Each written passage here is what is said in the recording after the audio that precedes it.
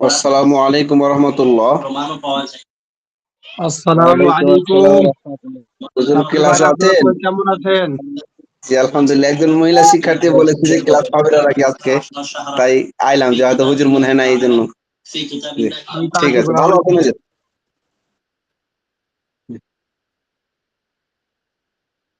আমি ওয়েট করছি ছাত্রদের জন্য 5-10 মিনিট আচ্ছা ঠিক আছে। লাগে। ওই পড়াগুলো স্ক্রিন শেয়ার করে মোটামুটি পিছনের পড়াগুলো একবার তাকরার করলেই তখন হয়তো শিক্ষার্থীরা বুঝে নিবে যে হয়তো ওস্তাদ পড়া শুরু করে দিয়েছেন, মানে আপনিও থামছেন ওরাও থামছে, দিয়ে অনেক শিক্ষার্থী আবার ফাঁকিবাজ তারা চলে যাচ্ছে। ঠিক আছে, আমরা পিছনে পড়া বের করে সবাই। সালাম আলাইকুম হুজুর, ক্লাস শুরু করে দেন হুজুর। হ্যাঁ, শুরু তো করে দিচ্ছি। আর কত থামবো? কত নম্বর পৃষ্ঠা পড়া ছিল বের করুন সবাই।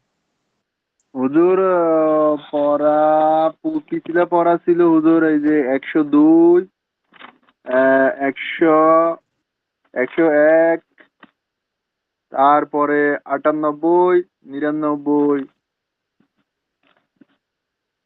আচ্ছা আচ্ছা, ঠিক আছে, আমরা তাহলে এগুলো এক কুসুফের নামাজ এখান থেকে ছিল, তাই না? এখান থেকে শুরু করে জি হুজুর, এগুলো পিছলা পড়া ছিল।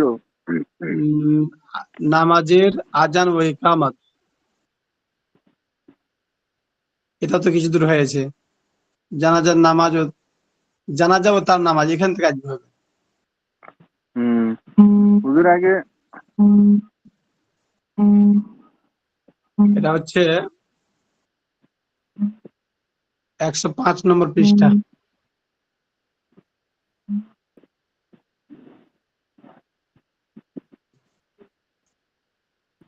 হুজুর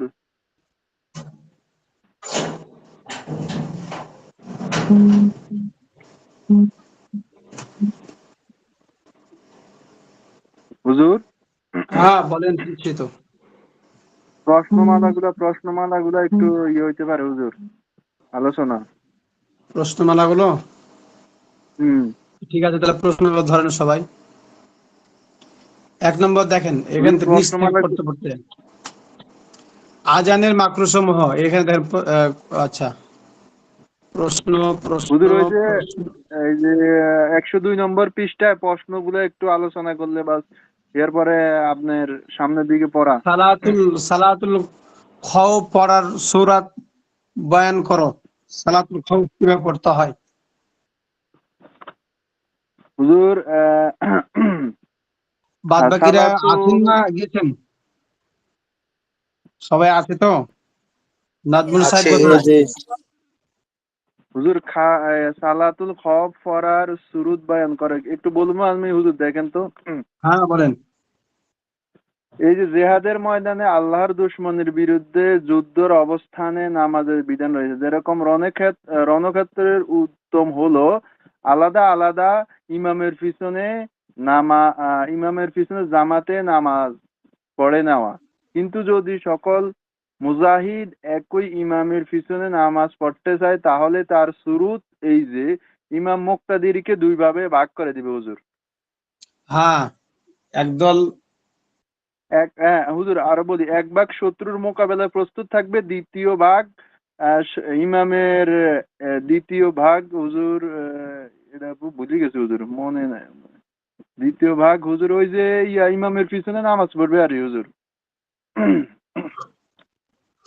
হ্যাঁ, তারপরে অর্থাৎ দেখেন ওটা আছে, ওটা ভাগ ভাগ করে পড়বে আর কি। যা জি হোক, হুজুর। তারপরে যে কুসুফ কুসুফ ও খুসুফের নামাজের পার্থক্য বর্ণনা করো। তার কুসুফ কুতুব হচ্ছে হুজুর, কুতুব মানে সূর্যগ্রহণ, আর কুসুব মানে হচ্ছে চন্দ্রগ্রহণ। প্রথমে চন্দ্রগ্রহণ। আর হ্যাঁ জি হুজুর, এই যে সূর্যগ্রহণের সময় নামাজ 2 রাকাত নামাজ জামাতে পড়া সুন্নত। আর হইছে হুজুর আরেকটা হইছে যায় কুসুবের জামাত, মানুষ নিজে ঘরে একা 2 রাকাত নামাজ পড়বে আর হুজুর, এটা। হ্যাঁ, খুসুফেরটা বাড়িতে পড়বে রাত্রে, যেহেতু এটা চন্দ্র তো রাত্রে থাকে, তাই না? আর সূর্য তো জি দিনে। হুজুর। 3 নম্বর হচ্ছে কুসুফ সংক্রান্ত হাদিসটি বলো। কুসুফ স্মরণ ক্ষেত্রে হুজুর একটি হাদিস আছে, ওই যে আপনার হযরত মাসুদ রাদিয়াল্লাহু আনহু থেকে বর্ণিত, নবী করিম সাল্লাল্লাহু আলাইহি সাল্লামের এর পুত্র ইব্রাহিমের মৃত্যুর দিন সূর্য গ্রহণ হলো। এই যে হুজুর সূর্য গ্রহণটাই মানে কুসুফ হুজুর।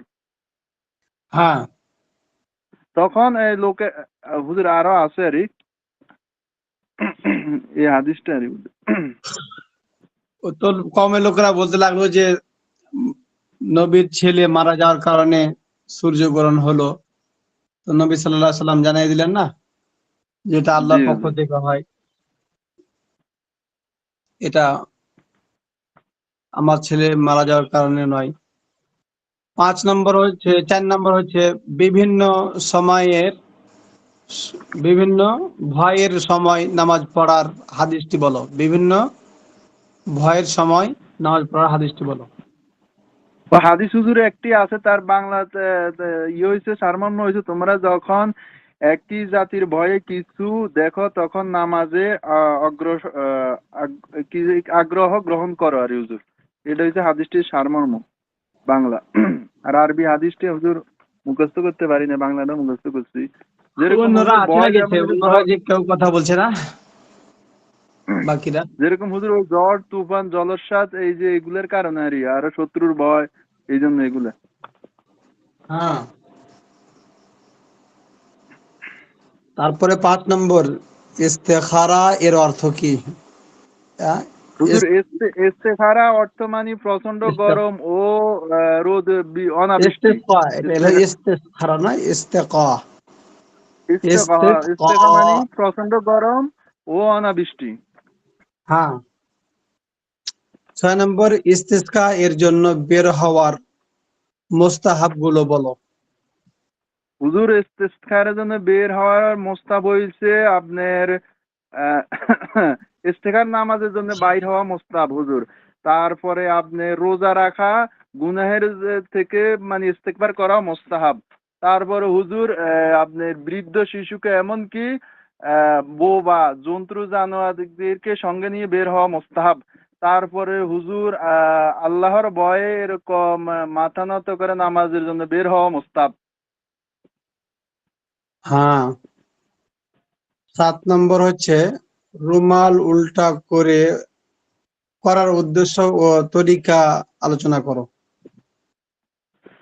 হুজুর রুমাল উল্টে করার উদ্দেশ্য হইল একথা প্রকাশ করা যে প্রতিদিন আমরা গুনাহের যে অবস্থায় ছিলাম এবং তার কারণে আল্লাহ তাআলার কাছে এই যে আপনার কি করা, এই যে ইস্তেগফার করা, তারপরে পরিবর্তনের যে গুনাহ মাফের জন্য অনুতপ্ত হওয়ার এই আল্লাহ তাআলার কাছে হুজুর। হুম। অন্যরা কি আছে না, কি অবস্থায় অন্যদের? আছি আছি আমরা। মাশাআল্লাহ। তাহলে আমরা এখন নতুন পড়ায় চলে যাই, কিতাব শেষ করতেই হবে ইনশাআল্লাহ। দেখি নতুন পড়াতে কি আছে, আজান ও তার না, এটা না।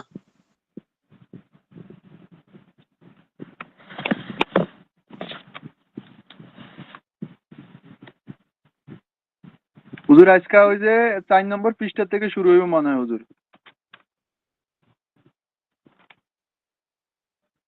জানাজা ও তার নামাজ, এখান থেকে দেখেন, পাইছেন না সবাই? জানাজা ও জি জি। তার নামাজ মৃত্যু সজ্জায় করণীয়, সবাই পাইছেন না? জি হুজুর। স্ক্রিন তো দেখা যাচ্ছে নাকি? জি। জি জি দেখা যাচ্ছে। হ্যাঁ, সবাই ফলো করি, সবাই কিতাবের দিকে খেয়াল করি। কুল্লু নাফসিন যায়িকাতুল মাউত, প্রতিটি প্রাণীকে মৃত্যুর স্বাদ গ্রহণ করতে হবে। সুতরাং মুসলমানের কর্তব্য হলো জীবনের কাজকর্মে ব্যস্ত থাকা অবস্থায় ও মৃত্যুকে সব সময় স্মরণ রাখা এবং নেক আমলের মাধ্যমে মৃত্যুর প্রস্তুতি গ্রহণ করা, কারণ যে কোনো সময় মৃত্যুর ডাক আসতে পারে। তোমার সামনে যখন কারো মৃত্যুর আলামত শুরু হয়ে যায়, তখন সুন্নাত এই যে তুমি তাকে কেবলামুখী করে ডান কাতে শোয়াবে। চিৎ করেও শোয়াতে পারো যদি তাতে আরাম হয়। তখন পা দুটো কেবলার দিকে থাকবে এবং উঁচু মাথা একটু উঁচু করে দেবে, যাতে চেহারা কেবলামুখী হয়। তাহলে বোঝা গেল কি, মৃত্যু সজ্জা একদম পাচ্ছে না উঠা বসা করতে, সাকরাত এসে গেছে, তাহলে সেই ক্ষেত্রে ওই রুগীকে কেবলার দিকে পা করে লম্বা করে মাথাটা হালকা একটু বালিশের দিকে উঁচা করে দিবে। তারপর কালিমায়ে শাহাদাতের তালকিন করবে। আশহাদু আল্লা ইলাহা ইল্লাল্লাহ করে পাঠ করবে তার নিকটে। অর্থাৎ তুমি নিজে তার সামনে একটু আওয়াজ করে কালিমায়ে শাহাদাত পড়বে, যাতে সে শুনতে পায়। তবে তাকে কালিমা পড়তে বলবে না, কেননা তখন তো খুব কষ্টের সময়, বলা যায় না, তার মুখ থেকে অন্য কথা এসে যেতে পারে। নবী সাল্লাল্লাহু আলাইহি সাল্লাম বলেছেন, তাহলে তালকিনের সময় তাকে কি করা যাবে না, বলা যাবে না যে তুমি বলো, বরং তার সামনে পড়তে হবে জোরে জোরে জোরে, এবং তার শুনে যেন সে বলতে পারে। তারপর লিখছে কি, হ্যাঁ, লাক্কানু মাউতাকুম লা ইলাহা ইল্লাল্লাহ, তোমরা তোমাদের মরণাপন্নকে কালিমা তালকিন করো। তাহলে কালিমা তালকিন করাটা এটা কিন্তু একটা জরুরি বিষয় ধরতে গেলে। মুমূর্ষু ব্যক্তি প্রত্যেক পরিবারই থাকে, আগে পরে কেউ না কেউ মারা যায়। তো সেই ক্ষেত্রে আমরা যারা বিচক্ষণ আছি, আহ, যেগুলো আমরা শিখেছি, এগুলোর উপরে আমল করে তাদেরকে কি করতে হবে, তাদের নিকটে অন্তত পক্ষে তালকিন করা। মৃত্যু অবস্থায় যদি একবার কালিমাটা পড়তে পারে, আহ আছে না, ইন্নামাল আমালু বিল খাওয়াতিম, যার শেষ ভালো তার সবই ভালো। তো এই শেষের যদি কালিমাটা পড়তে পারে, এটা তার জন্য অনেক কামিয়াবির একটি পথ, সফলতার পথ। এই জন্য মৃত্যুর সময় তালকিন করবো আমরা সবাই। দেখছেন, মৃত্যু সজ্জায় শায়িত ব্যক্তির কাছে বসে সূরা ইয়াসিন তেলাওয়াত করা মুস্তাহাব। মৃত্যু সজ্জায় শায়িত ব্যক্তির কাছে বসে সূরা ইয়াসিন তেলাওয়াত করা মুস্তাহাব। নবী সাল্লাল্লাহু আলাইহি ওয়াসাল্লাম বলেছেন, মা মিন মারিদিন ইয়াকরাউ ইনদিহি ইয়াসিনি ইল্লা মাতা, তারপরে রায়্যানা ওয়া উদখিলা ফি কুবুরিহি রায়্যানা ওয়া খুসিরা ইয়াউমাল কিয়ামাতি রায়্যান, রাওয়াহু আবু দাউদ। কোন মৃত্যু রোগীর কাছে সূরা ইয়াসিন পড়া হলে অবশ্যই সে তৃপ্ত অবস্থায় মৃত্যুবরণ করে, এবং তৃপ্ত অবস্থায় তাকে কবরে আহ দাখিল করা হয়, এবং কিয়ামতের দিন তাকে তৃপ্ত অবস্থায় উঠানো হয়। তা দেখছেন কত সুন্দর একটা হাদিস। মামিন মারিদিন, হাদিসটা সবাই মুখস্থ করবেন।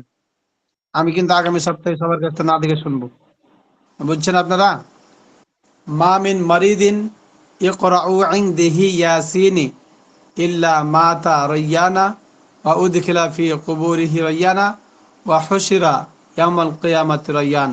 সবাই এই হাদিসটা মুখস্থ করবেন তো? ইনশাআল্লাহ। জি ইনশাআল্লাহ। গোসলের আগে তোমার প্রিয় মানুষটি যখন মারা গেল, তখন তুমি তার চোখ দুটো বন্ধ করে দাও এবং একটি কাপড় দিয়ে মাথার উপর থেকে চোয়াল দুটি বেঁধে দাও। মানে মুখ যদি খোলা থাকে আর মৃত্যু অবস্থায় যদি এটা বন্ধ করা না হয়, তাহলে পরে কিন্তু এটা খোলাই থাকে, বন্ধ হইতে চায় না, শক্ত হয়ে যায়। তো মৃত্যু ব্যক্তির মুখকে বন্ধ করে দেওয়া, বন্ধ যদি না হতে চায়, তাহলে মাথার দিক দিয়ে থুতির নিচ দিয়ে একটা গামছা হোক বা একটা ন্যাকড়া হোক দিয়ে বেঁধে দিবে চেপে। কিছুক্ষণ রাখলে পরে ওটা অটোমেটিক ওভাবে বন্ধ হয়ে যায়। তো ওভাবে সিস্টেমটা করবো আমরা যদি এরকম হয়ে যায়। তাহলে বেঁধে দাও যাতে মুখ খোলা না থাকে। চোখ দুটি বন্ধ করার সময় তুমি এই দোয়া পড়বে।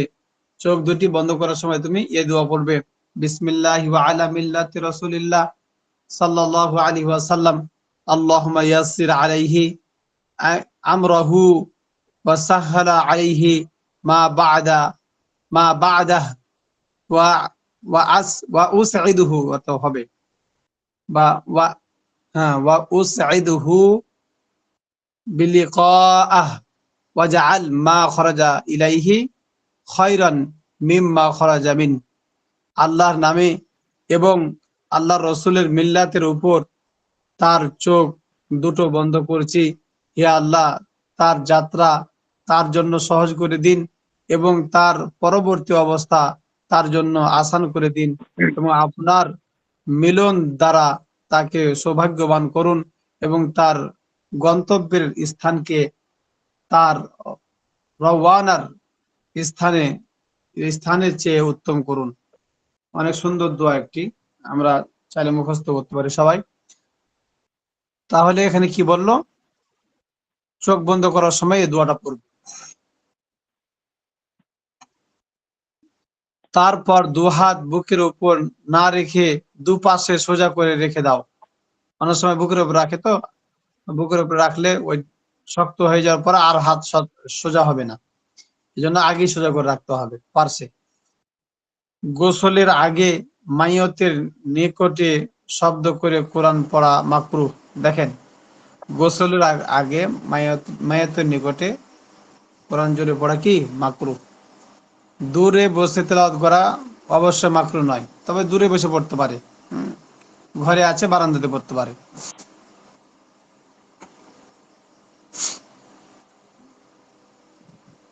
তারপরে দেখেন, মৃত্যুর ঘোষণা দেওয়া উত্তম, যাতে মানুষ মৃত্যু থেকে শিক্ষা নিতে পারে এবং জানাজায় শরীক হতে পারে। তবে গোসল ও কাফন দাফনে বিলম্ব না করা মুস্তাহাব। তাহলে দ্রুত কাফন দাফনের ব্যবস্থা করা। গোসলের আহকাম খেয়াল করি, এগুলো কিন্তু আমাদের দরকার, আর আমরা এগুলো শিখে এগুলো কিন্তু আমল করার চেষ্টা করব।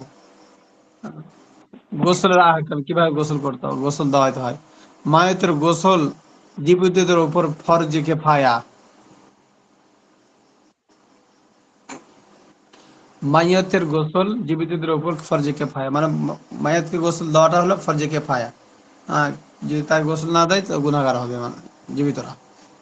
গোসলের শর্ত হলো, এক, মাইয়ত মুসলমান হওয়া, মুসলমান মাইয়তকে গোসল দেওয়া হবে, সুতরাং কাফিরকে গোসল দেওয়া হবে না। দুই, মাইয়তের শরীরের অধিকাংশ বিদ্যমান থাকা, মনে করে অ্যাক্সিডেন্টে মারা গেছে, একবারে শরীরকে পিষে মিশে দিয়েছে, অর্ধেক আছে অর্ধেক নাই, তাহলে মাইয়তের শরীরের অধিকাংশ মানে অর্ধেকের বেশি যদি কি থাকে, উপস্থিত থাকে, তার গোসল দেওয়া হবে। কিংবা মাথা সহ অর্ধেক শরীর বিদ্যমান থাকে।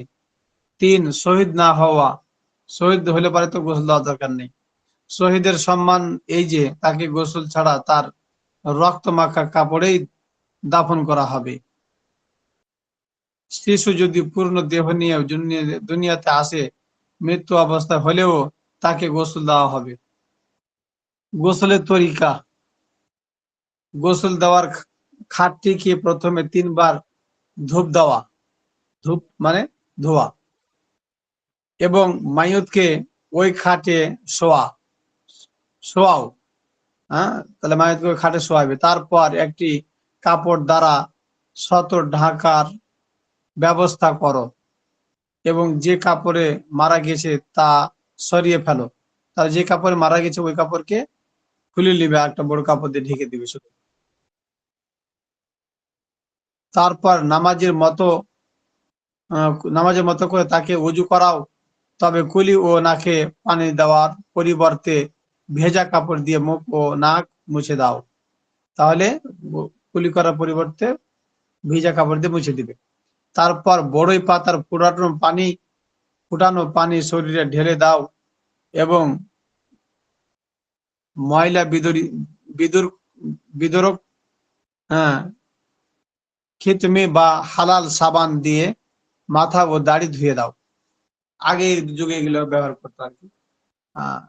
খিতমি বা হালাল সাবান দিয়ে মাথা ধুয়ে দিবে।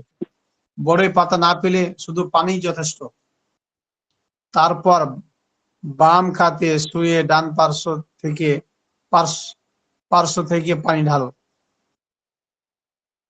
পানি যেন নিচ পর্যন্ত পৌঁছে যায়। তারপর ডান কাতে শুয়ে বাম পার্শ্ব থেকে পানি ঢালো, পানি যেন নিচ পর্যন্ত পৌঁছে যায়। আর প্রথমে তাহলে কি বললো? আহ বাম দিকে ঢালবে, ডান দিকে ঢালবে, তারপর প্রথমে হচ্ছে কি, তারপর বাম দিকে পানি ঢালবে, হ্যাঁ, তারপর ডান দিকে, তারপর কাজ করে বাম পাশে কাজ করবে তো ডান দিক ধুবে, ডান দিক কাজ করবে তো বাম দিক ধুবে, হ্যাঁ। তারপর মাইয়তকে বসার মতো করে তোমার সাথে হেলান দিয়ে রাখো এবং মাইয়তের পেটে কোমল ভাবে চাপ দিয়ে মুছে দাও। যদি কোনো নাজাসাত বের হয় তবে তা একটি কাপড় দিয়ে মুছে দাও এবং ওই জায়গাটুকু ধুয়ে দাও। তাহলে গোসল দেওয়ার শেষের দিকে তখন হালকা ভাবে একটু তাকে বসানোর মতো করে কি করবে, ভাঁজ করে তার পেটে চাপ দিবে। ময়লা বের হলে এটা কি করবে, ওটা মুছে ধুয়ে ফেলে দিবে, বাস গোসল শেষ। হ্যাঁ, অতটুকু জায়গা ধুয়ে দাও, পুরো গোসল দোহরানোর দরকার নাই। এরপর শুকনো কাপড় দিয়ে শরীর মুছে দাও যেন কাফন ভিজে না যায়।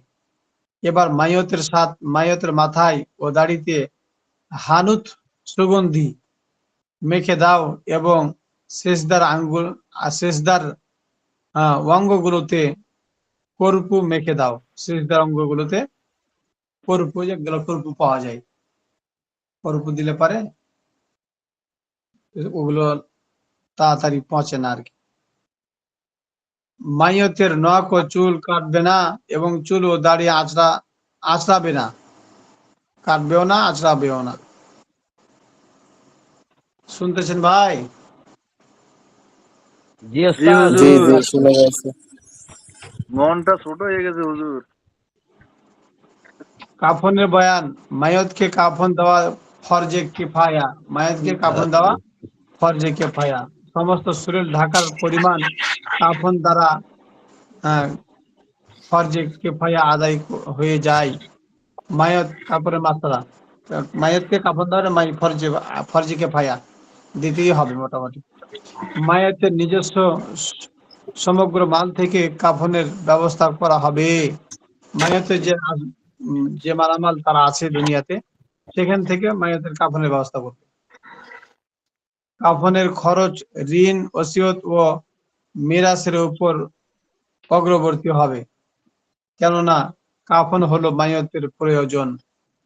হ্যাঁ, কাফনটা কি মাইয়তের প্রয়োজন, তাহলে কাফনের খরচ ঋণ, ওসিয়ত ও মিরাসের উপর অগ্রবর্তী, কেননা কাফন হলো মাইয়তের প্রয়োজন। বৃষ্টি শুরু হয়ে গেল। কাফনের তিনটি স্তর, সুন্নাত কাফন, হ্যাঁ, কিফায়া কাফন এবং মাইয়াতের মাল না থাকলে জীবিত অবস্থায়, এটা বলেন নাই? ও আচ্ছা,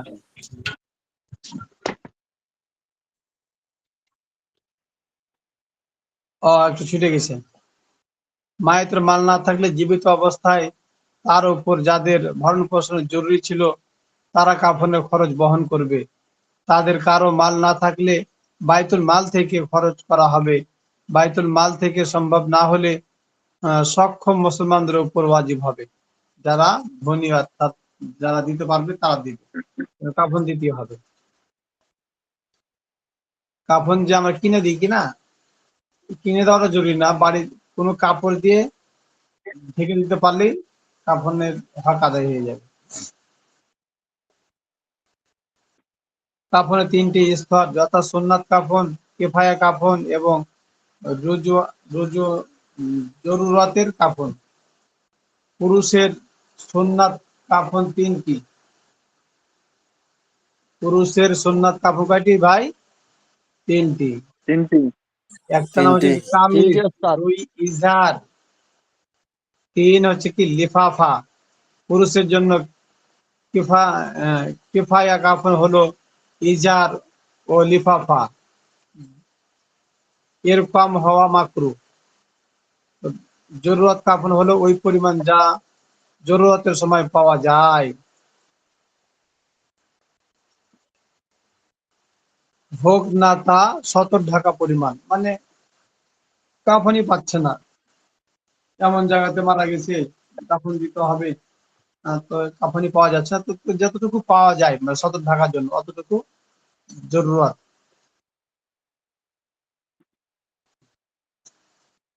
কাফনের কাপড় সুতি ও সাদা হওয়া উত্তম। সুতি ও সাদা হওয়া উত্তম। ইজারের ইজারের মাপ হলো মাথা উপর থেকে পায়ের পায়ের শেষ পর্যন্ত। আর লেফাফা ইজার থেকে 1 হাত লম্বা হবে। আর কামিজ হবে গলা থেকে পা পর্যন্ত, তবে কামিজের হাত হবে না। ওই কেটে দেয় না। স্ত্রী লোকের সুন্নাত কাফন 5টি: লিফাফা, ইজার, কামিজ, ওড়না। তাহলে লিফাফা, ইজার, কামিজ, ওড়না ও খিরকা। স্ত্রী লোকের কিফায়া কাফন 3টি: ইজার, লিফাফা, ওড়না। আর জরুরতের কাফন হলো ওই পরিমাণ যা জরুরতের সময় পাওয়া যায়। খিরকা কাপড়ের টুকরা। খিরকাকে বলা হয় কাপড়ের টুকরাকে। বুক থেকে উরু পর্যন্ত হওয়া উত্তম, তবে বুক থেকে নাভি পর্যন্ত হলেও চলে। এগুলো বাড়ির মানুষদের পড়াবেন, যাদের বিবি আছে বিবিদেরকে এগুলো পড়ায় শেখাবেন।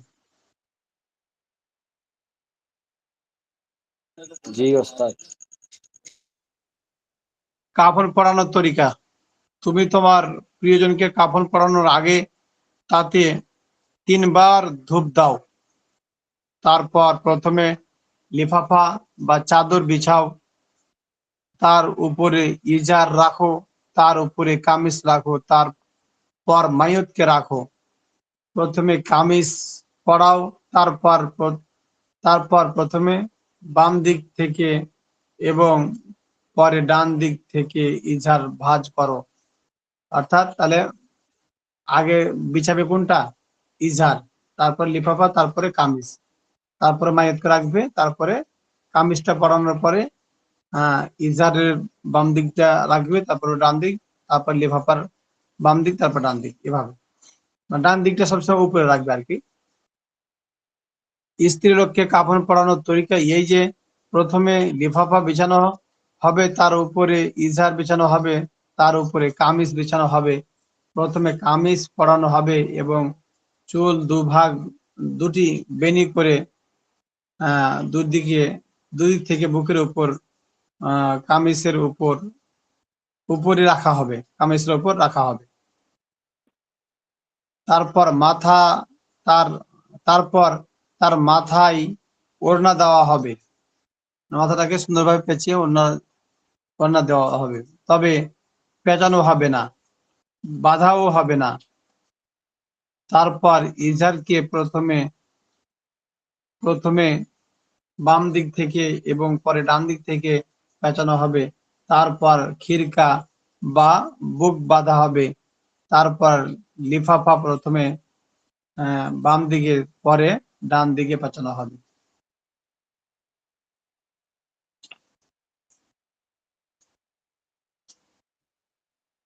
কয়েকটি মাসালা।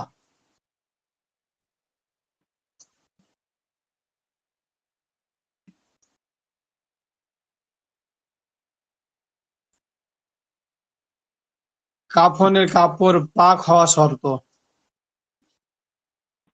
এবং সাদা হওয়া উত্তম, বুঝছেন? পুরুষের রেশমি কাফন জায়েজ নাই, কেননা জীবিত অবস্থায় রেশমি কাপড় ব্যবহার করা তার জন্য জায়েজ ছিল না। স্ত্রী লোকের কাফন রেশমি কাপড়ের হতে পারে। জীবিতদের মতো মাইয়তের গোসল ও 3 বার পানি ঢালা সুন্নাত। পানিতে পাওয়া মৃত্যু দেহকেও গোসল দেওয়া ওয়াজিব, অর্থাৎ গোসলের নিয়াতে পানিতে 3 বার মৃতদেহকে নাড়া হবে। যদি কি হয় পানিতে কোনো মৃতদেহ পাওয়া যায়, তাহলে পানির মধ্যে আবার কি করবে? গোসলের নিয়াতে তাকে চুবাইয়ে দিবে আর কি।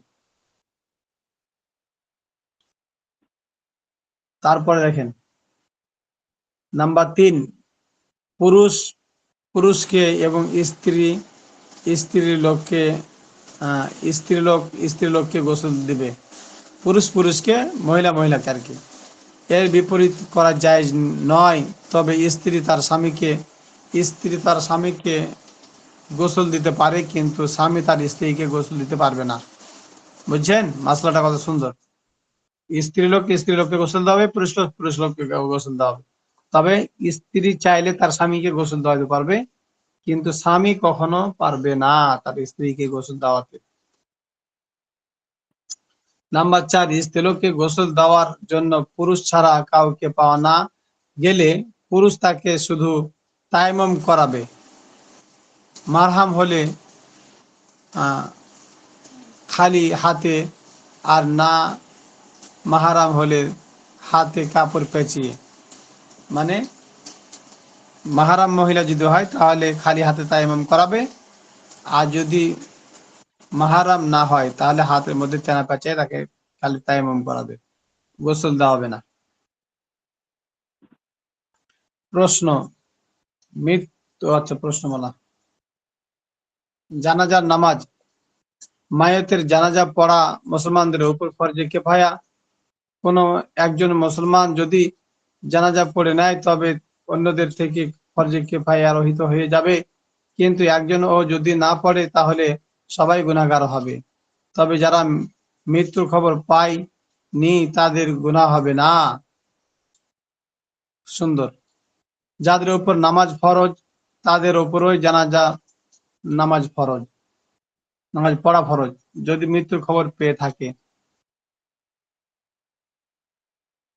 জানাজা নামাজের রকম 2টি, 4 তাকবীর ও কিয়াম। প্রতিটি তাকবীর একটি রাকাতের স্থলাভিষিক্ত। প্রতিটি তাকবীর একটি রাকাতের স্থলাভিষিক্ত। সুতরাং কোন তাকবীর বাদ দিলে জানাজা হবে না। তাকবীর বাদ পড়ে গেলে কি হবে না? জানাজা নামাজ হবে না। এবং বিনা ওজরে কিয়াম তরক করা জায়েজ হবে না, এবং কেউ যদি বিনা ওজরে বসে নামাজ পড়া হবে না। জানাজার নামাজ পড়ার জন্য শর্ত হলো মাইয়ত মুসলমান হওয়া, সুতরাং কাফিরের জানাজা জায়েজ নয়। মুসলমান মাইয়তকে জানাজা দিবে।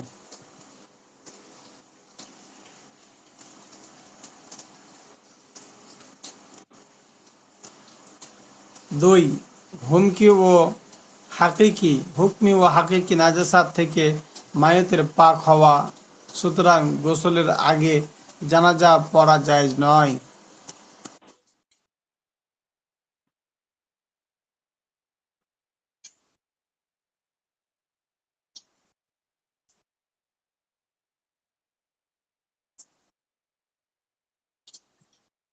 আচ্ছা, নাম্বার 2, আছেন আপনারা নাকি ঘুমাইছেন সবাই? জি জি আছি। আছি। আমি তো মনে করতেছি নাকি আমাকে রেখে সবাই চলে গেল।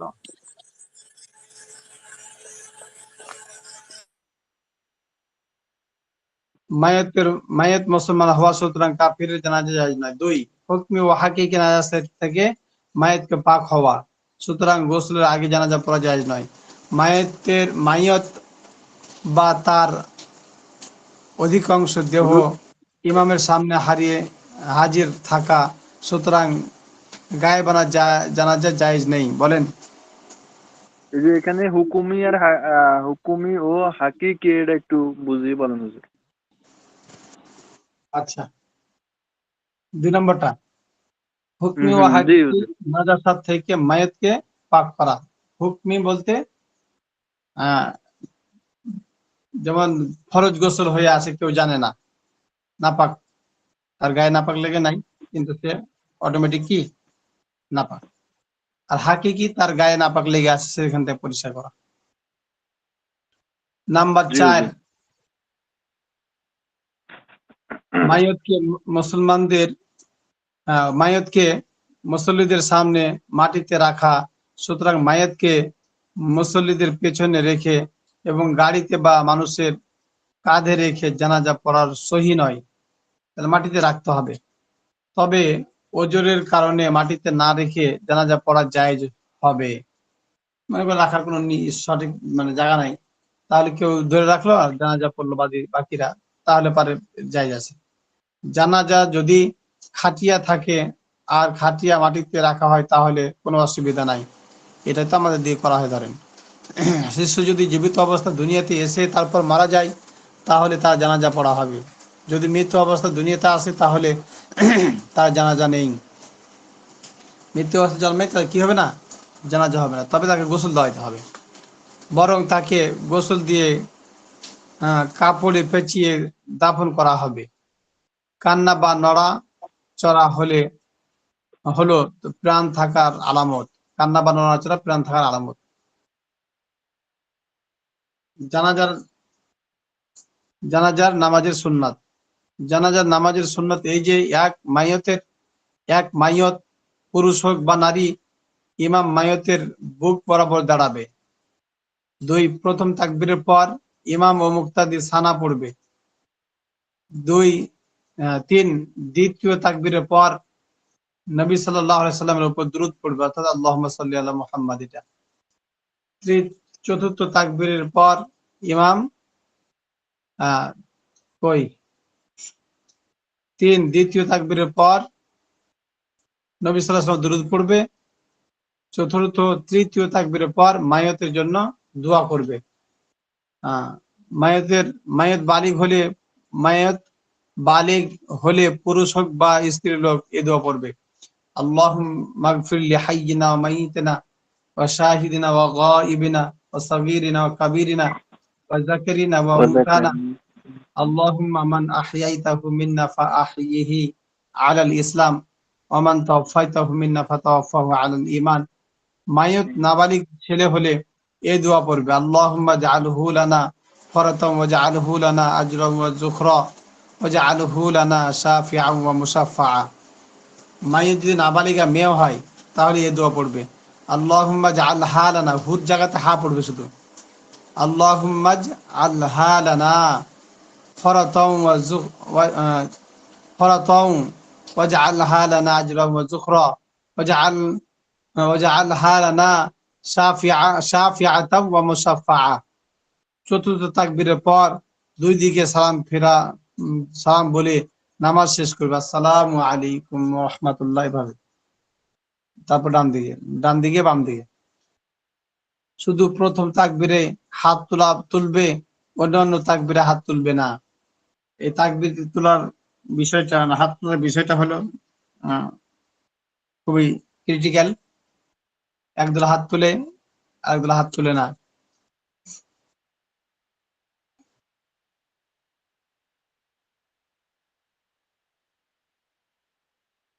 তারপর দেখেন জানাজার নামাজের কাতার 3, 5, 7 ইত্যাদি বেজোড় সংখ্যা হওয়া মুস্তাহাব।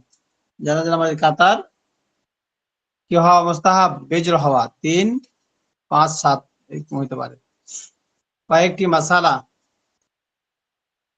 মাইয়তকে যদি বিনা গোসলে দাফন করা হয় এবং মাটি দিয়ে দেওয়া হয় তাহলে বিনা গোসলে তার কবরের সামনে জানাজা পড়া হবে।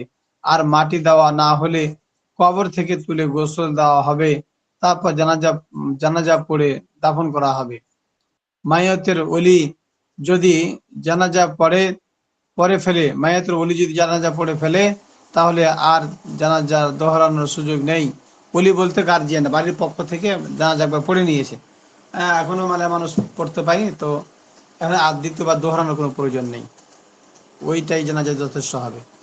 3, মাইয়তকে জানাজা ছাড়া দাফন করা হলে তার কবরের সামনে জানাজা পড়া হবে যতক্ষণ ধারণা হয় যে মৃত্যুদেহ নষ্ট হয়নি, অর্থাৎ মৃত্যুদেহ নষ্ট হয়ে যাওয়া পর্যন্ত জানাজা পড়তে হবে কবরের মধ্যে রেখে অবস্থায়।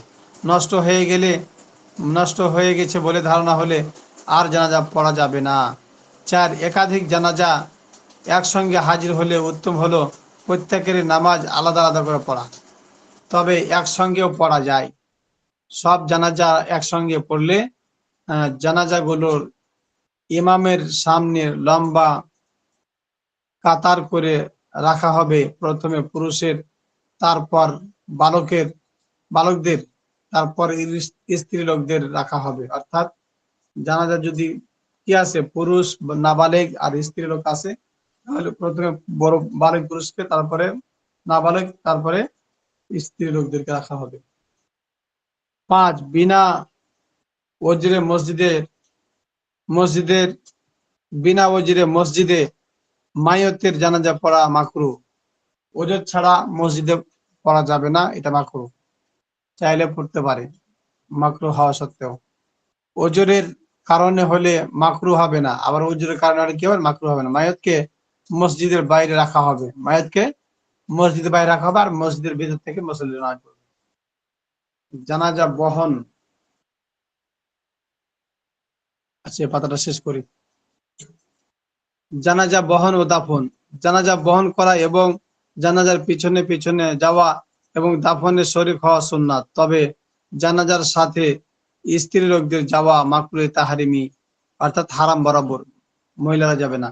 জানাজা 4 জন পুরুষে বহন করে নেওয়া সুন্নাত এবং প্রত্যেক বহনকারী 40 কদম বহন করা সুন্নাত। প্রত্যেক বহনকারী 40 কদম অন্তত পক্ষে বহন করা সুন্নাত। যদি জানাজা বহন করতে চাও তাহলে প্রথমে সামনে মাইয়তের ডান দিক তোমার ডান কাঁধে নেবে, মানে যে কাঁধে নাও তোমার ডান কাঁধে যেন হয়, যেদিকে হোক না কেন ডান কাঁধে যেতে হয় আর কি। তারপর সামনে বাম দিক তোমার বাম কাঁধে নেবে, তারপর পিছনে বাম দিক তোমার বাম কাঁধে নেবে। তারপরে মাসালা, জানাজা বহন করে দ্রুত চলা মুস্তাহাব, তবে এত দ্রুত নয় যাতে মাইয়তের নড়াচড়ার শব্দ হয় এবং জানাজার অনুগামীদের কষ্ট হয়। জানাজা অনুগামীদের কর্তব্য হলো জানাজার পিছনে চলা, জানাজার সামনে চলা মাকরুহ। জানাজার সামনে সামনে যাওয়া যাবে না, পিছনে পিছনে যাবে। কবরের স্থানে পৌঁছার পর মাইয়তকে কাঁধে থেকে মাটিতে নামিয়ে মাটিতে রাখার আগে বসা মাকরুহ। তাহলে আহ মাইয়তকে যতক্ষণ পর্যন্ত দাফন না করছে তখন বসাটা ঠিক হবে না, এটা মাকরুহ হবে, কেননা এটা জানাজার প্রতি অসম্মান।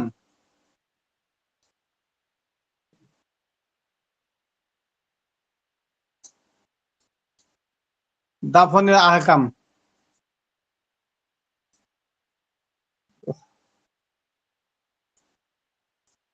এখান থেকে থাকবি না দুবারও? হ্যাঁ হুজুর, এতটুকু। আমারও ঘুমাইছে গেছে মনে হচ্ছে, এখান থেকে থাক, দাফনের আহকাম থেকে পড়বো জি ইনশাআল্লাহ। হুজুর, আজকে হুজুর অনেক টানছেন। তো ঠিক আছে, সবাই একটু ভালো করে পড়ে নেবেন। সবাই ভালো থাকেন, সুস্থ থাকেন। আসসালামু আলাইকুম ওয়া রাহমাতুল্লাহ। ওয়ালাইকুম আসসালাম। ওস্তাদ হাজিরা নেবেন না? নাজমুল ভাই, আজকে হাজিরাটা দিয়ে দাও।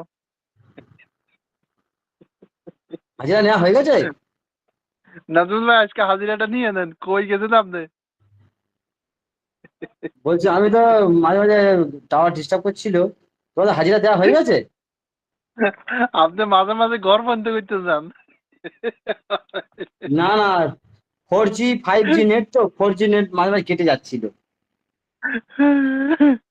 আরে ভাই, বুঝি বুঝি, আমরা সবই বুঝি। মাঝে বলছি মাঝে তোমরা হাজিরা দিয়ে দিয়েছো?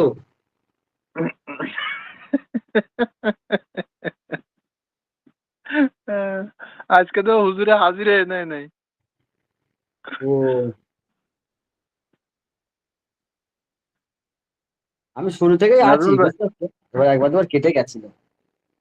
হুম।